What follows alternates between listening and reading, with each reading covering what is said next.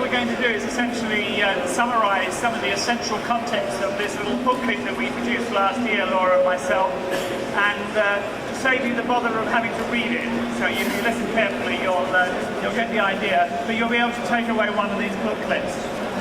And what we're going to try and do is to give you a fresh perspective, I think, on e-learning as we stand in 2010, and to particularly, I think, convey the information that we think that every single person in learning development needs to know, not just the enthusiasts and the technical specialists, but every single person.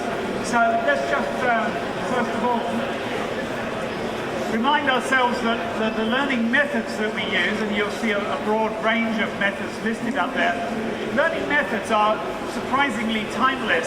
If you were Socrates getting ready to do your afternoon workshop back several thousand years ago, you'd have had very much the same range of methods available to you as you have available now in 2010. We'd probably call them different names. Socrates wouldn't have used terms like performance support, but on the other hand, they're very much the principles are timeless. So in some respects, we can say that people haven't changed much in thousands of years, and learning hasn't changed. But on the other hand, whereas at the same time, learning media, which in other words the tools that we use to make those methods a reality, are growing at an absolutely fantastic rate, almost exponential. So the absolute opposite of what's happening with methods. But the fact is, you can ask yourself, what if you were joining the learning development profession all those years ago, what would be the media that you would have available to you? And it's a rhetorical question. I couldn't hear your answers even if you gave them.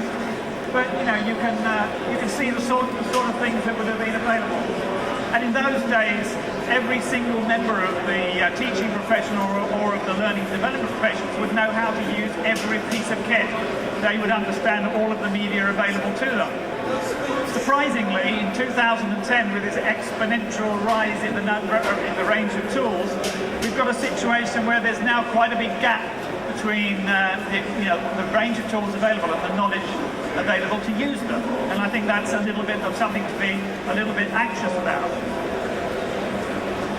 Now, talking about e-learning, I think most of the people in your organisation who've had an e-learning experience had an isolated experience. But we've got to remember that since the internet has had such a profound effect on us over the last 15 years or so, that what computers can do is a lot more than just deliver content in an isolated manner. Computers are as much now about how we communicate with each other, in fact more so about how we communicate with each other than how we access content. And that's a very profound difference and makes a lot of difference to what e-learning can be. And similarly, seems to take 2 clicks for every slide, but I'm getting the hang of it now. But essentially, the enormous explosion in bandwidth and the wide range of tools we have available for accessing the internet and for accessing our company networks means that essentially what we can deliver now bears no resemblance to what we might have been able to deliver 5 years ago or 20 years ago, and the ways that we can distribute that information, in particular through mobile technology and all sorts of entertainment technologies. So that's what we're going to try and cover in the next 20 minutes.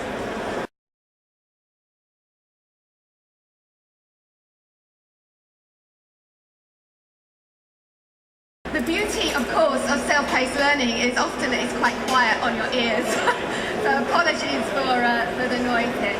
But I think when we think about e-learning, the self-paced nature of e-learning and learning offline in the package with a program typically seems to be the thing that we've mostly experienced. And mostly we've experienced the stuff that is dull, that is dry, that is boring. It's typically been in the area of compliance training because, as Clive often says, compliance training is the thing that nobody wants to do and nobody wants to teach. So therefore, let's put it in an e-learning package and let's push all the responsibility onto something else.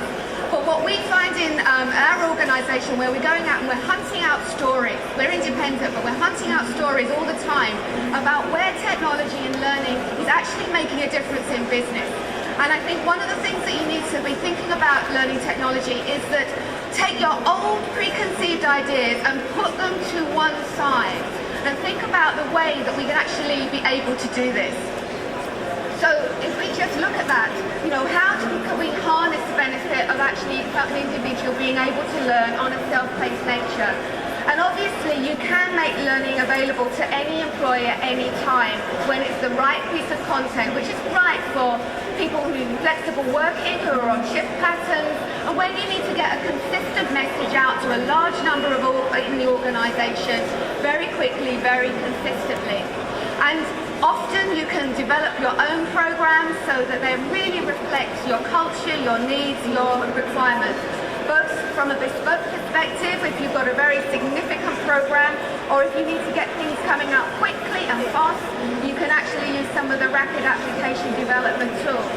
So there's a lot of opportunity, but e-learning is not good in self-paced for engaging people and looking at some of those areas of really being able to dig in. So the self-paced content has to be used at the right place and the right time.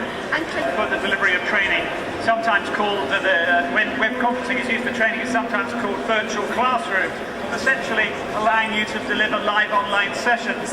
And something like 10% of all the formal training that takes place in the US is carried out this way, and it's beginning to see a similar pattern over here. Some of the benefits for businesses still carrying out live training, but without the travel costs, the wasting time and the environmental damage. You can provide that training in much shorter chunks than you would typically want to do it in a classroom where you've had to gather everybody in a central place. And those sessions can be recorded for the benefit of people who want reminders. Qualifications, and actually leadership programs, qualification programs, and the areas where we're really building up those skills. And really, the area here is what we're terming here is online distance learning, but the opportunity to follow a program of study and have it accredited for you. And a range of businesses are starting to benefit from this type of approach, both their in-house programs, for example, like the BBC's leadership program, but also from external programs as well.